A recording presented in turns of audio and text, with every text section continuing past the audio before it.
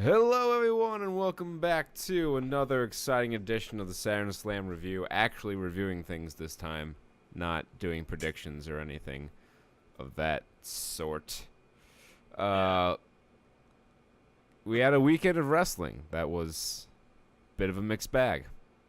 hmm I would say it was like a half moon cookie, but all of a half moon cookie is delicious, and only half of this weekend was delicious. The other half was like if you sliced a half moon cookie with the frosting side and just the cookie side, split it in half down the center down the thickness. Right. Takeover Chicago was the beautiful piece in harmony that was. C'est magnifique. Yeah, it was quite the card. A lot of fun, exciting action. We kicked things off with the Undisputed Era, Kyle O'Reilly and Roderick Strong, accompanied by Adam Cole, Bebe, against Oni Lorcan and Danny Burch for the NXT Tag Team Championships. This match was fucking awesome. Who knew that Oni Lorcan and Danny Burch were amazing? Only everyone after their last tag team match. Yeah, after that 6-man at Full Sail, there should be no one sleeping on this match. I didn't think it'd be this good, but no one should have been sleeping on this match. Just really hard-hitting action from everyone, especially Danny Burch and Oni Lorcan. Oni Lorcan, works a bit snug. Yeah. He works a little bit snug. So he laid his shit in, and it looked good because he was probably actually hitting these guys really hard. That's the secret. It's the secret sauce. Yeah, it was a good mix of technical wrestling and brawling. At one point, they did Burch and Lorcan. I guess their finish is it's sort of like the Doomsday Device, only instead of a clothesline, he comes up with some crazy kick. And Oh yeah. I thought he killed Kyle O'Reilly with this move. I would not have wanted to take it. But Adam Cole pulled him out of harm's way and got ejected. And Adam Cole and the whole Undisputed era were very popular in Chicago. They came out to the babyface reaction. Burch and Lorcan were less liked, but they did get a standing ovation after the match. Tells you what you want to know about Chicago Yeah. that So, weekend. they're a heel crowd. They're like New York. And so Adam Cole got ejected. Crowd chanted bullshit. They did some more wrestling, and eventually they hit, I think they call it total elimination in WWE. But they hit Chasing the Dragon for the victory and to retain their titles. Everyone was happy. Like I said, they got a standing ovation after the match. 4.5 stars I gave this match. I think that's appropriate. I'll put it up as 4 stars. Yeah, it was real nice. It was very nice. Go watch it. Go watch this whole event if you haven't watched any of it yet. Yeah, this is like again, count how many times. Take a drink every time I say this. This is what this whole card was like. What wrestling is when you want to like show people what the fuck wrestling is supposed to be about. Yeah. It's amazing that the same company that put on this show also put on Backlash. And then Money in the Bank. Money in the Bank The was same not as bad as weekend. Backlash. Money in the Bank was an alright. We'll talk about that when it's appropriate. Ricochet defeated the Velveteen Dream in a damn fine singles match. It went a long time. They went every bit of 22, 23 minutes. But it was really good. Velveteen Dream came out doing his best Hulk Hogan impersonation, wearing Prince Puma's tights from Lucha Underground. Freaking Marvel Cinematic Universe levels of detail out here. Ricochet came out, and basically the first 5 to 10 minutes of this match was The Rock versus Hulk Hogan from WrestleMania 18. They did some posing, they did some shoving, everyone was going nuts. And then it broke down into a modern NXT match where they were hitting each other with all sorts of crazy moves. including at one point the rolling Death Valley driver off of the second rope. They took turns hitting this move. Yes. Because it was a pissing contest. That was the story of the match. Yeah, the story of the match was anything you can do, I can do better. I can do anything better than you. And Ricochet was like, no, I can't. And Velveteen Dream was like, yes, I can. Back and forth they went. Until finally, Ricochet sets him up for the 630 senton. Velveteen Dream's like, I ain't having any of this. And he rolls about 3/4 to 5/8 of the way across the ring. And Ricochet starts to come down off the top rope, but it's like, nah, fuck it. And he hits a shooting star press. He makes it all the way across the ring. He did not pull a Brock Lesnar and concuss himself and Kurt Angle in the same move. Yeah. That is a good feature of this match, though, that we kind of looked over, was gravity was not present during this match. So many spots. Like, goddamn, Dream is the most ridiculous fucking sell. Like, he was fucking spinning. Yes. And then he yelled about bingo halls. He told him you belong in a bingo hall, hot dogs and handshakes, all that stuff. But anyway, Ricochet hits this shooting star press. Well, he doesn't connect. Velveteen gets the knee up. And Ricochet sprawls out into the corner. And Velveteen Dream climbs up the turnbuckle that Ricochet took off from. And eyes Ricochet all the way across I can't get my other hand in frame. But across the ring. All the way across the ring. He lines him up, goes for the elbow. He didn't quite have the distance, but I think watching it live, people probably wouldn't have noticed that. I just have an eye for that sort of thing. Oh no, he only got like halfway across. Oh no, like he would have hit Ricochet in like the ankle, just not in the chest where he was aiming for. Mm-hmm. But Ricochet rolled out of the way, hit the 630 to the back, pinned him. Great time was had by all. 4 1/4 stars. I'll give it 4.5 stars for me, just because I really, really like both of these guys. They are pretty good. Shayna Baszler and Nikki Cross in the death spot on this card. It's not in between two title matches, but it's in between the top and the bottom of the card. They went out and they had what can loosely be described as a wrestling match. Yep. This was your average NXT women's match, I'd say. Nikki Cross is always like, she's like the hot sauce I put on my lunch when I don't have salt. I'm like, I just need something to make it bland.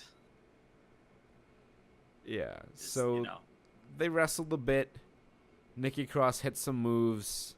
And very early on, Shayna got her in the choke, and she stayed in the choke for a long time.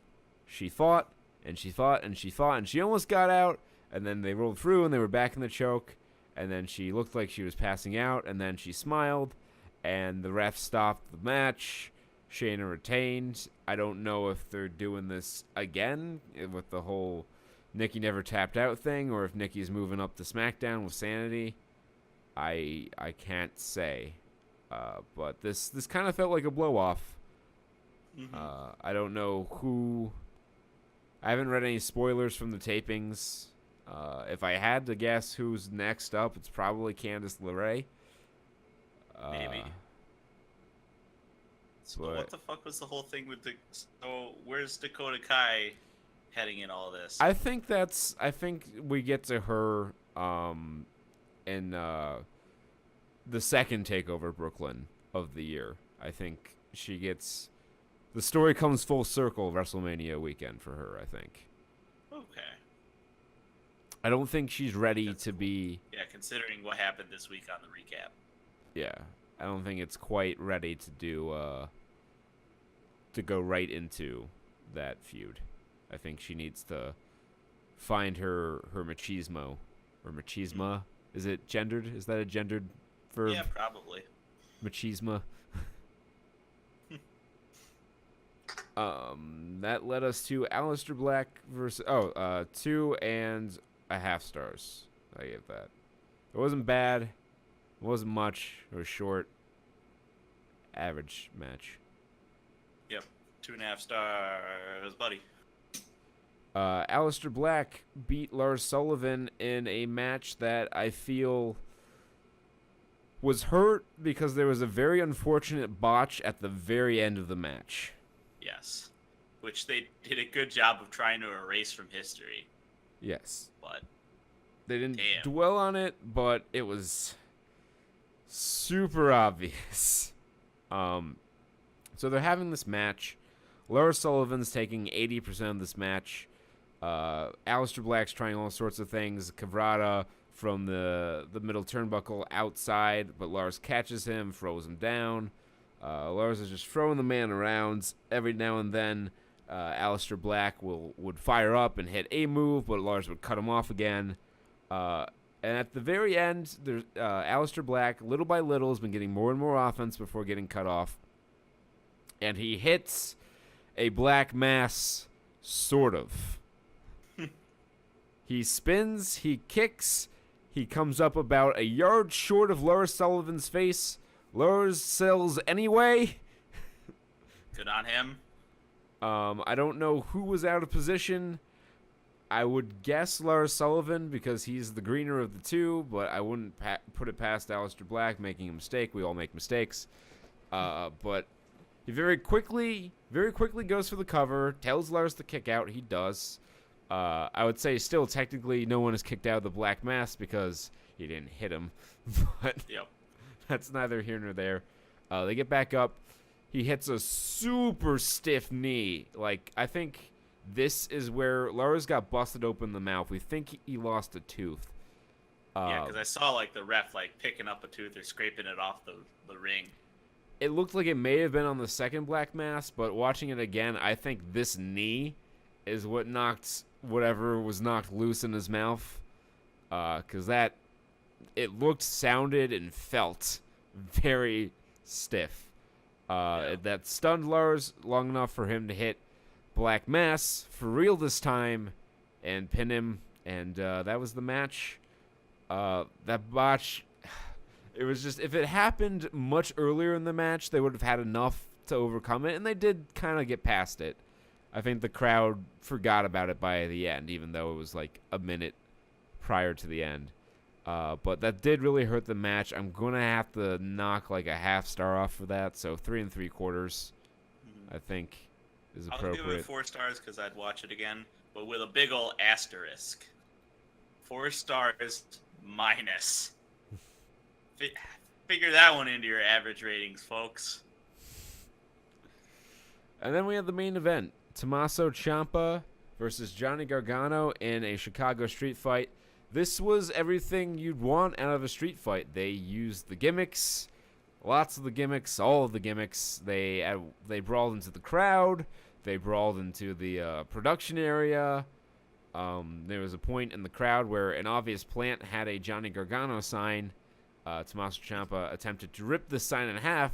A keen observer, such as myself, noted, hey, there's probably a stop sign in there because it's 2 posters taped together. Sure enough, there was a stop sign in there because Ciampa couldn't rip it. Gargano pulled up the stop sign. They beat each other with that for a while. They got out handcuffs at one point. Those were not used until like 25 minutes later. At the point they pulled out, I'm like, oh, hey, it's a Carson Silver City Dollar match. Ciampa got bolt cutters. He did not use these to castrate his foe. He instead used them to take apart the ring, expose the wood. They did a slight tease of a back suplex off the top rope onto the wood. Cooler heads prevailed, and they did not do this move. Thank God. And then that didn't come up for a while. So they're brawling. They're hitting each other with all the gimmicks. They're fighting with crutches. No one bled, which was a little disappointing. But they're just beating the hell out of each other. Eventually, Ciampa takes him up the ramp, and just like he did last year at this event, throws him into the LED dasher boards. Sorry about that. So anyway, they're brawling onto this crate. It's above this table with a bunch of junk on it. Sound equipment, yeah. Yeah. They have two tables there. Ciampa takes off Gargano's wedding ring, spits on it, throws it off. And Gargano leaps to his feet, hooks him for the air raid crash, and they go through this table. They had two tables set up. They missed one of them, I think, or they didn't quite get in the middle of both tables. And they went through these tables like a hot knife through fucking butter. These did very little to break their fall onto the concrete. I think the gravity from the Velveteen Dream Ricochet match was just shunted over to this one. So they could have a bigger hit. Yeah, man, this looked brutal. And they got the... This is where the match kind of... I feel like this spot really killed the momentum of the match for me. They got it back, but like this, it took a little too long for them to get the stretcher gimmick, and then Gargano to finally snap and go after this man. Brawls, assaults all sorts of medical personnel and trainers and people just doing their jobs. He runs him back to the ring, slaps the handcuffs on him, hits super kick after super kick after super kick after super kick, beats him with a crutch. They get more geeks down to try to separate them. Johnny beats up them, puts him in the Gargano escape. Ciampa taps. There's no ref. Where the ref went is a mystery to me. That is yet to be solved. May never be solved. Beats him up some more, puts him in the Gargano escape again. Again, he taps out. No ref. But they get more geeks in the ref, and they're separating him out, and takes him over to the wood. He goes to duck his head in, and very quickly, Tommaso Ciampa DDTs him onto the exposed wood, pins him with his still handcuffed, pins him, gets the cheap win, has the sleaziest smile on his face, and sulks back up the ramp. The only thing that could have made that better is if he demanded to be stretchered out. Yeah. And I love how he had to fucking like call on the ref. It's like, yo, count. Yeah, count it, motherfucker. Shit, man. Yeah. I loved how Tommaso Ciampa was able to achieve cold fusion. Never has such a room temperature man achieved nuclear heat as when he fucking pulled off the ring. Oh yeah, man. People were pissed when he won. Like, I thought there might be a riot. They were like, it was Johnny's turn. No, you better fucking go to Hell in a Cell in Brooklyn. In Brooklyn, they gotta get the Cell for this. Like, this is the type of feud the Cell was made for. Not, it's October, let's have Hell in a Cell and stick these two guys who are feuding in it. This is the type of feud. This is the Shawn Michaels Undertaker type feud. This is the Triple H Undertaker type feud. This is the Triple H Shawn Michaels type feud. Triple H has been in a lot of these matches, if you noticed. He's running NXT. He should know that this needs Hell in a Cell. Oh, fuck yeah. Shit.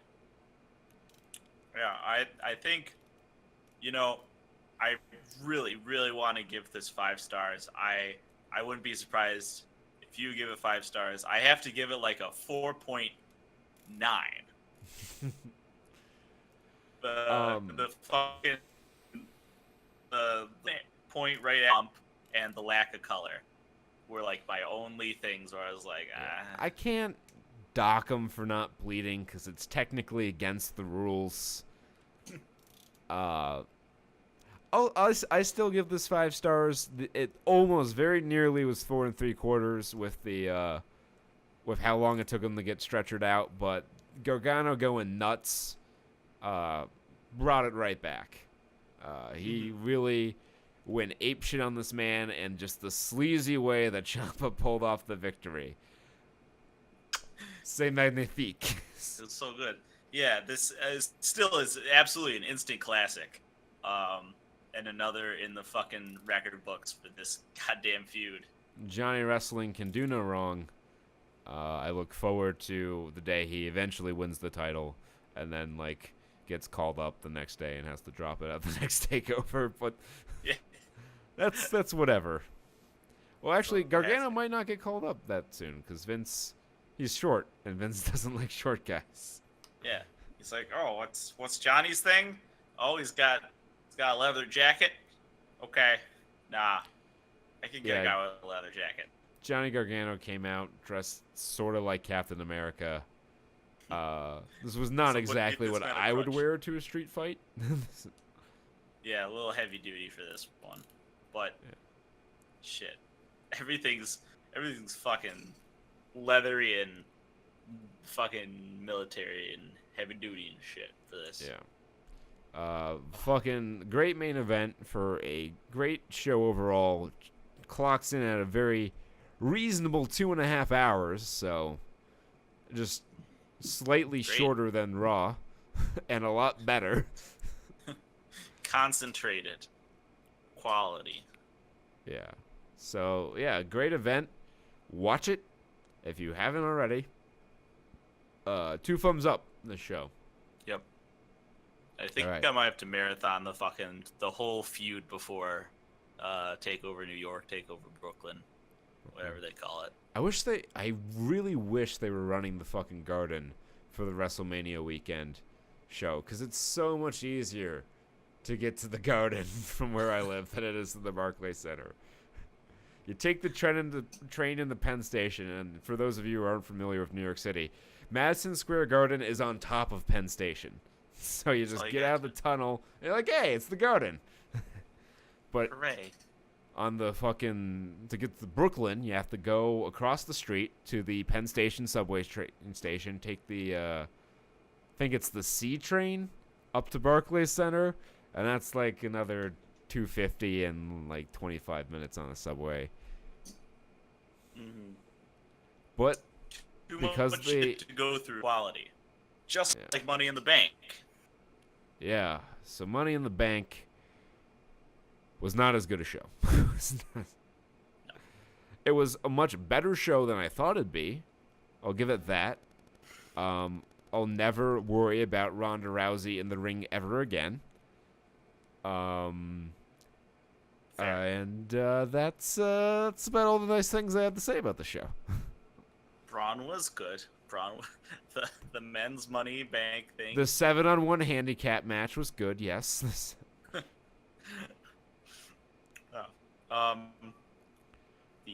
Okay.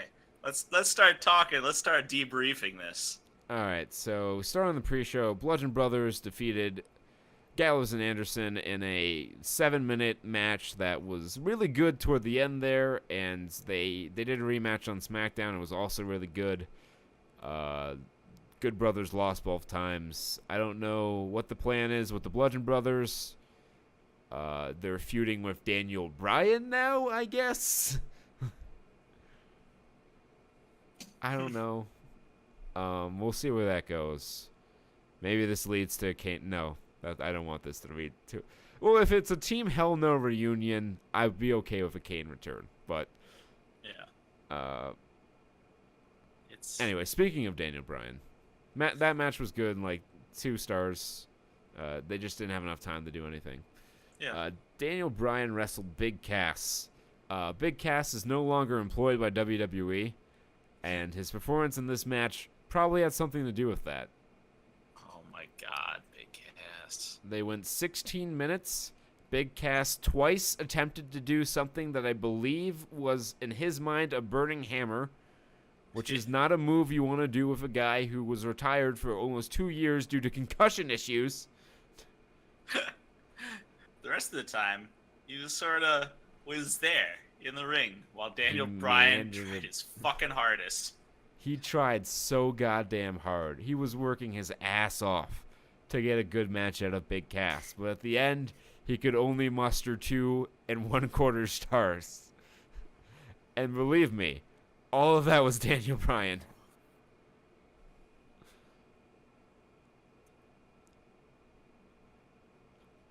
Daniel Bryan tapped out Big Cass with a heel hook.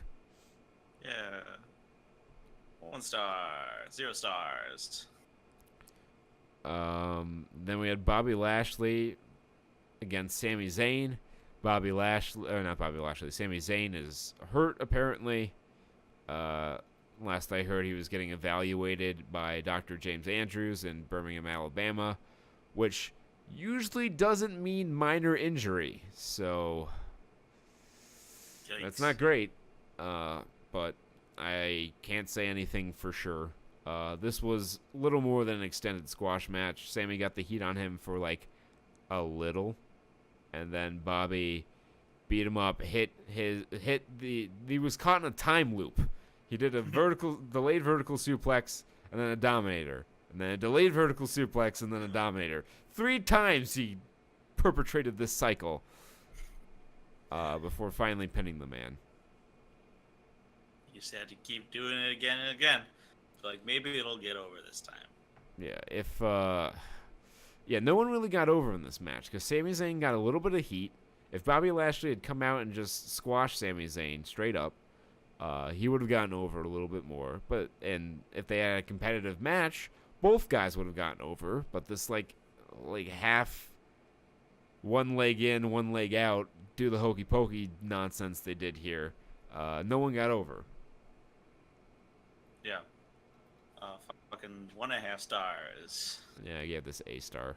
This was fucking the death spot on a Raw some forsaken night that they're just like, Money in the Bank, put it fucking on.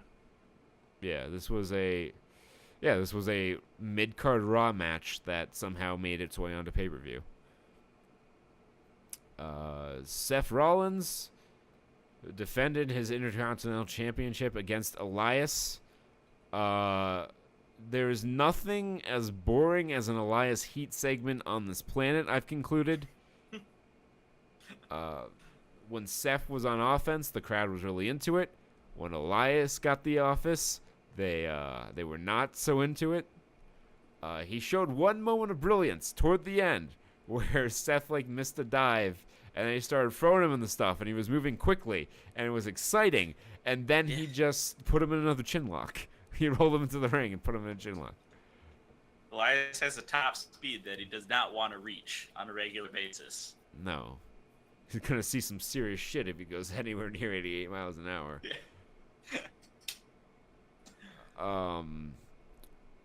This match was better than I was expecting. Seth Rollins eventually won with a roll-up, grabbed the tights, I guess. Elias doesn't wear tights, but we'll call him the tights. Yeah. Got the schoolboy, grabbed the tights, got the pin, got out of there with his championship, which he would lose to Dolph Ziggler, of all people, the following night on Raw. Good job, Dolph. I'm not angry about that if it means he's moving on to the Universal title picture. Any other results is unacceptable. Yeah, I gave that one 2 stars. Yeah, I'd go a little higher, maybe 2.25. Alexa Bliss, Becky Lynch, Charlotte Flair, Ember Moon, Lana, Naomi, Natalya, and Sasha Banks in the Women's Money in the Bank ladder match. This match was better than I expected. Yeah, it was a ladder match. It had a fair number of good fucking wrestlers on it, so there was potential there, and they used some of it. Yeah, Sasha Banks tried to kill herself about 8 times in this match, including taking a... Ember Moon gave her something. I don't remember exactly what the move was, but she landed back first on the really rough edge of the ladder, and I watched this. I'm like, this is exactly how Rick Rude broke his back and ended his career. Sasha Banks is not going to last long if she keeps taking these stupid bumps. Lana came in. Lana looked good. She didn't do much, but she hit a nice kick, and she smacked people with ladders, and she almost killed Natalya by just haphazardly dropping a ladder on her. But overall, yeah, go ahead. It's like a theme in the women's matches. It's just haphazardness with some of the greener talent. Yeah. Well, I'm a little surprised they missed anything because they pulled all the women off the road for like a week ahead of Money in the Bank, put them down in Orlando to go over this match, and presumably the title matches. And if that's the case, I have some words to say about that SmackDown Women's title match. They had a week to go over it, and that's what they came up with. But yeah, there were two spots in this match that were very noticeably people were out of position, and unfortunately one of them was the finish. There was a spot where Naomi was close to grabbing the briefcase, but Becky Lynch decided, I'm going to get my move in before I climb the ladder to stop her. And she hit her exploder. Naomi had to pretend to not be able to reach the briefcase for a moment. And then Becky came up and they did their thing. And then later, Becky had the carabiner unhooked, merely needed to slide the briefcase out. She instead, because Alexa Bliss was way out of position, super late to the spot, she had to fidget with it. Had to pretend to be perplexed by this mechanism, stop, slide it back down, look around being like, where the fuck are you, Alexa? Only for her to show up 5 seconds later, which doesn't sound like a lot, but in that moment, it's a fucking long time. Yeah. Becky Lynch was up there when Alexa was still down at the bottom of the ladder. Alexa wasn't even in the ring when she went to unhook the carabiner. Oh my god. Watch it back. There is a solid 25 seconds between Becky Lynch being on top of the ladder and Alexa Bliss being in position for the spot. The crowd was super into Becky. They all wanted her to win. I did not know Alexa was going to be 25 seconds late to her fucking spot, so I thought she was winning. I was like, yeah, good. They did something unexpected. That's good. I like that. But then Alexa showed up, pushed Becky off the ladder, climbed it, got the briefcase, and surprise, surprise, Alexa Bliss / Charlotte Flair on top of the women's division again. Oh boy. Yeah, this is holding season for WWE. Yeah, I'm kind of over Alexa Bliss, and now that she has the title, which we'll get into later, I'm not exactly looking forward to another however many months of bad title defenses because she's afraid to take bumps. Yeah. Roman stuff for your selfishness. Yeah, I gave that 3 3/4 stars. Yeah, 3.5 stars. Just because, ladder matches and they didn't fuck anybody up. No one died. Sasha tried her damnedest, but no one died. I was actually most worried about Ember. I don't know why, because Sasha was in the match and I should have known better. But I was most worried that Ember was going to try an eclipse off a 20-foot ladder and miss horribly and kill herself and the person trying to take the move. Oh, I don't want to think about it. Roman Reigns wrestled Jinder Mahal. The best part about this match was Jinder's entrance with a wheelchair-bound Sunil Singh courageously introducing the modern-day Maharaja. It was all downhill from there. Yep. This match went 15 minutes. Felt like it went about 5 hours. Jinder's heat consisted almost entirely of chin blocks. And he took about 70% of the match. The only notable thing about this is Sunil Singh twice got out of his wheelchair and pushed Roman to the post. Well, attempted a second time. He got caught and murdered with a spear for his troubles. Very soon afterwards, Jinder would meet the same fate. Roman Reigns wins, and if I have to see this match again, I will kill someone. Yeah. 1.5 stars. Again, this is just a fucking TV match. I gave this a dud. This was so boring. 0 stars. It's gonna keep going down for me. And the thing about this is we're past the point of no return on Roman Reigns' character. You have to turn him heel. because we're at a point now where the crowd isn't even giving his matches a chance. Here's a list of some of the chants from this match. Velveteen, CM Punk, this is awful, boring. Yeah. And Roman. many, many more. Let's go Cena, Cena sucks.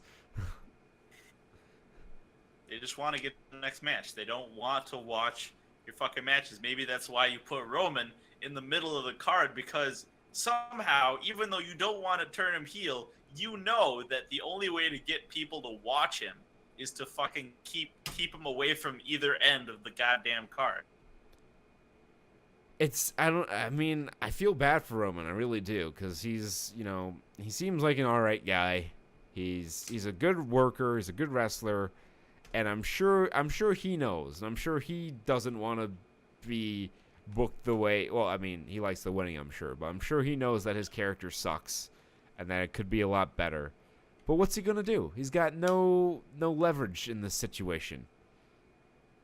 So I hope they figure out what they're going to do with him, and I hope because of the Money in the Bank situation, they've changed their plans for SummerSlam, because if they put the Universal title on Roman in Brooklyn, that's going to go over like a fucking fart in church.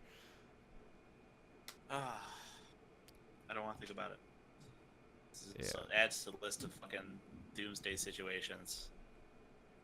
Well, if Braun cashes in right away and kills Roman and wins the title, that would be celebrated like the Yankees winning the World Series in Brooklyn.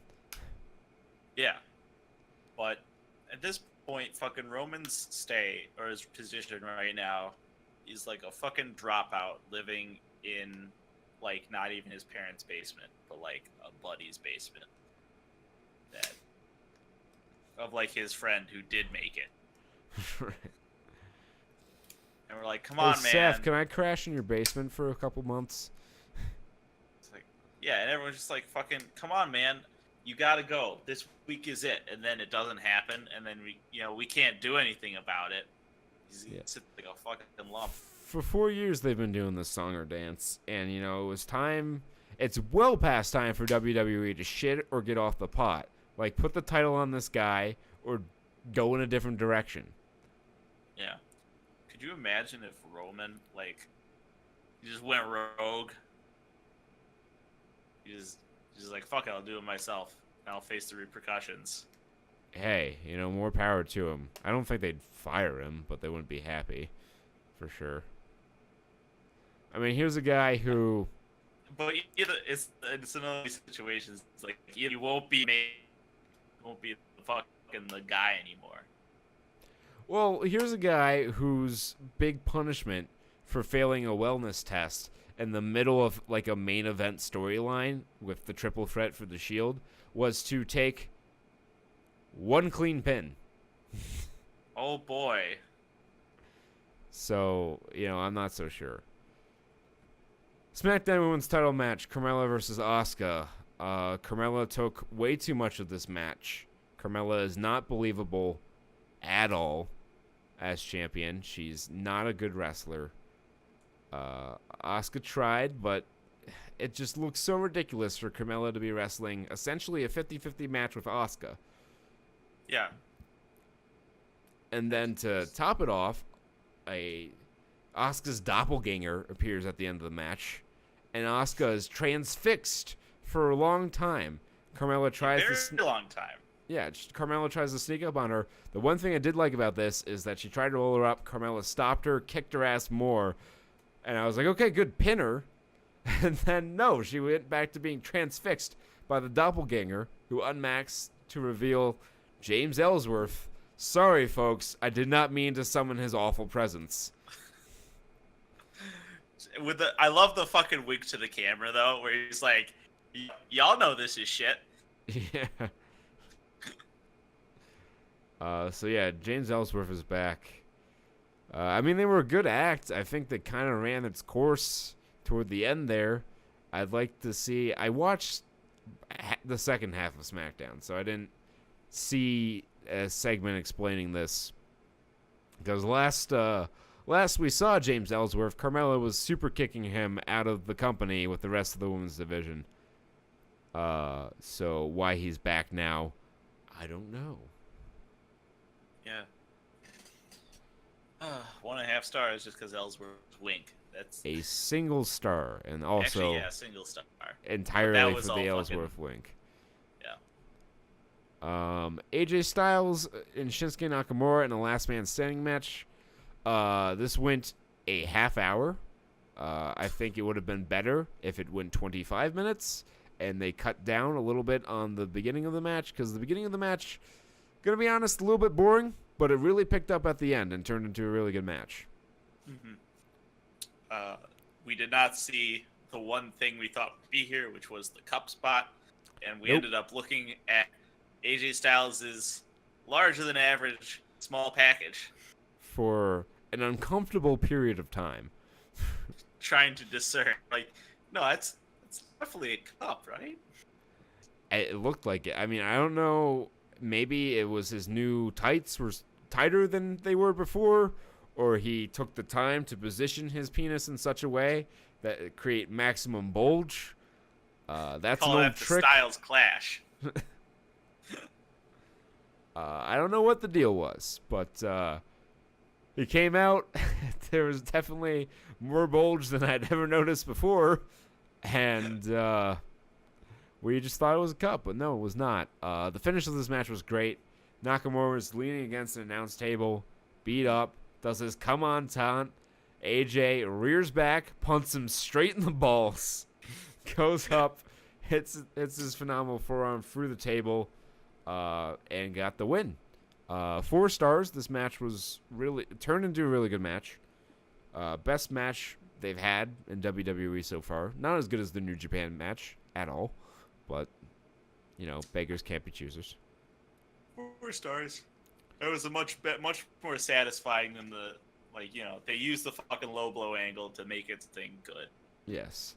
Instead of just having Nakamura that be the finish. Nakamura fucking 10 out of 10 facial expressions. My favorite one is he went to low blow AJ. AJ got out of the way. He left his arm in midair where AJ's balls once were and had a look on his face like he was masturbating and his mom walked in the room. Just shame and confusion and horror. And then he pled for his life, and AJ said no.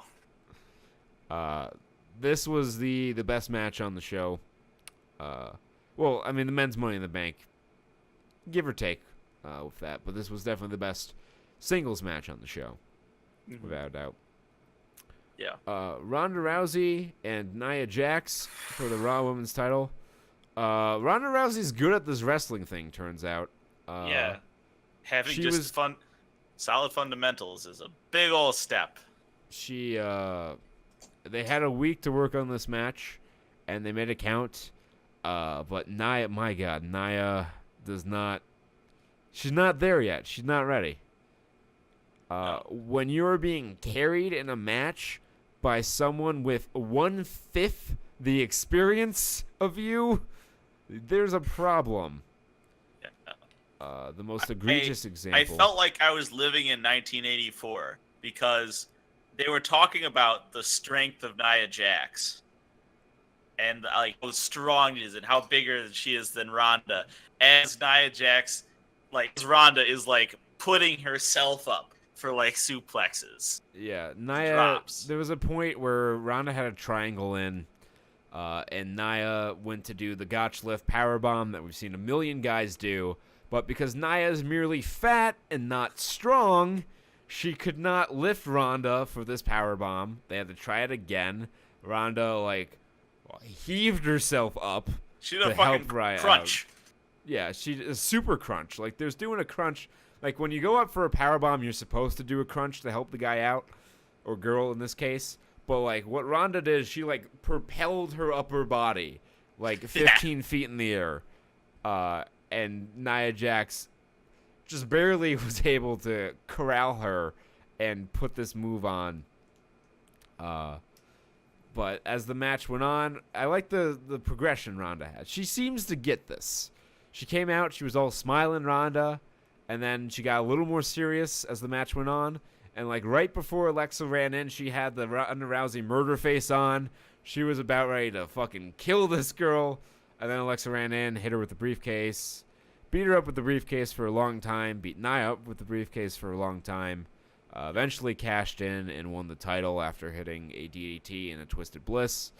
5 times. She's been on the main roster for 2 years. She is now a 5-time women's champion, one behind Trish Stratus, who was on the main roster from the year 2000 to the year 2006 and managed to win 6 or 7 women's titles. And yeah, the fact that Alexa Bliss is a 5-time champion is quite frankly sickening to me. Yeah. Trish Stratus, she is not. No. I don't know what she is.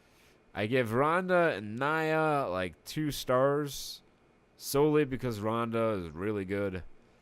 And I gave Alexa Bliss versus Nia Jax 0 stars because it really wasn't even a match. Yeah, it was just it was a big old extended spot. It was an angle. I will give this negative 1.5 stars because Ronda gets a solid negative 3 stars or negative 2 stars. You mean and Nia? Rousey gets a positive 3.5. Yeah. So it cancels out there. Or the other way around. Fucking whichever. The one Good that's job, Ronda. good gets the stars. The one that's bad doesn't. Yeah. But thank you, Ronda, for making this match a little less bad and for not getting injured. Yeah. Amen. That led us to the men's Money in the Bank. Braun Strowman, Bobby Roode, Finn Balor, Kevin Owens, Kofi Kingston of the New Day, Rusev, Samoa Joe, and The Miz. This match went just under 20 minutes. This whole pay-per-view was 4 hours and 15 minutes long, not counting the pre-show. Did not have to be that long. Did not nearly have to be that long. There was no reason Roman and Jinder had to go 15 minutes. There's no reason Seth and Elias had to go 17 minutes. There's no reason Daniel Bryan and Big Cass needed to go 16 minutes. And really, AJ Styles and Shinsuke could have done their match in 30 and 25 minutes and would have been better for it. That's... You can shave a half an hour off this pay-per-view and probably would have been better for it. But anyway, this match was good. Everyone ganged up on Braun Strowman. They buried him under ladders. Then everyone else did spots, and Finn Balor hit a foot stomp off the top, but needed another ladder for some reason, and he went to grab the ladder. Disturb the tomb just of Braun like Strowman. Just like a fucking explorer in ancient Egypt disturbing the tomb of Emotep. Braun Strowman rose from the grave and beat everyone up. Leading to some very fun, some fucking great spots. My favorite was late in the match. Miz was doing some shenanigans or whatever. He was being Miz. And as much as I don't like the Miz matches, he can mug like a fucking son of a bitch. That's one of the things he's got going for him. Braun is running up to the ring, and was it Finn Balor and who else? Who's the other guy? Was it Bobby Roode? Yeah, probably Bobby Roode. Or holding the ladder up like fucking, construction men, Braun just runs through it. Finn Balor goes flying like a fucking Smash Bros. Character at 900%. And Miz just gives the greatest fucking I just fucked up look. Like, it was at that precise moment Mike Mizanin knew he fucked up. That, if I can find it again, I will save that to my WebM collection. The GIF machine. Get that going.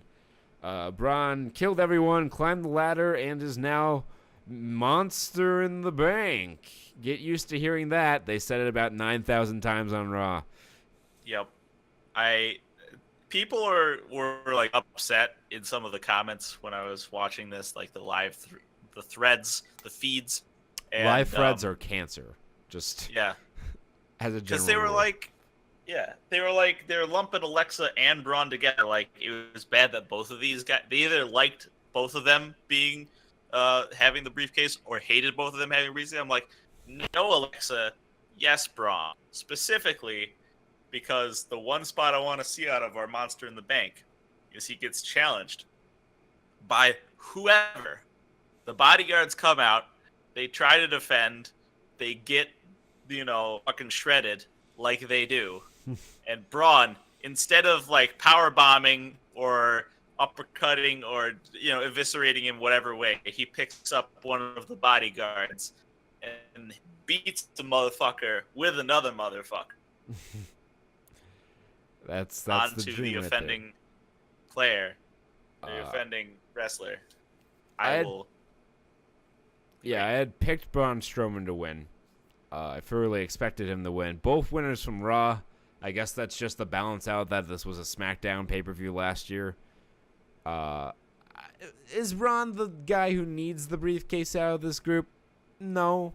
But no one ever really needs the briefcase. I think this is good for Braun and it's good for the briefcase because it gives them an out to put the belt on a credible person at any point in time. If you want to get the belt off of Brock without killing him for whatever reason, that's a pretty good way to do it. Braun Strowman cash in. And that's good for the briefcase because normally when a guy wins the briefcase, he goes on a losing streak. Braun Strowman ain't going on no losing streak. I can tell you that right now. So, for the sake of everything, I would say that this is good for both Braun Strowman and the Money in the Bank briefcase as a concept. And hey, who wouldn't mind seeing Braun Strowman Universal Champion? Alexa Bliss did not need the briefcase, should not have gotten the briefcase. There are a lot of people more deserving, like Becky Lynch, which the crowd was super into. I'll say that again because put the belt on fucking Becky Lynch. Her time is now. You can see her. You can see her, and you can see the reaction of the crowd. Very positive for one Miss Rebecca Quinn. Braun. Things. Wrestling. Yeah. So that was Money in the Bank. I would say overall a thumbs in the middle show. It was a little bit more... it had 2 good matches on it, or 3 good matches on it, and a bunch of mediocre TV matches. So, better than your average television show. Mm-hmm. Again, I'll give the men's match. I think I would give it a 4 stars. I would watch it again. Yeah, I would go 4 stars on this one as well. Yeah. So, again, I would also agree. It's like a thumbs in the middle sort of thing. Nothing where it's like, oh, you remember Money in the Bank 2018? What a fucking show! Remember when so and so happened? I will remember it. Yeah. For fucking Rousey and Nia Jax. For historical purposes. Crystallizing both those characters and those wrestlers and just fucking in one moment, in one fell match. For historical purposes, I will definitely remember this pay-per-view. It's not as memorable as Money in the Bank 2016. The first review we ever did on this channel, so that makes 3 years of us doing these. Well, 2. More like 2, but we've reviewed 3 Money in the Bank pay-per-views. 2016 still my favorite, and we'll keep it going. And next month is Extreme Rules. Got Rusev in the title match, gonna be hopefully good. We'll be back next week with NXT review from the new set of tapings, and we'll see you all then. Peace. Peace.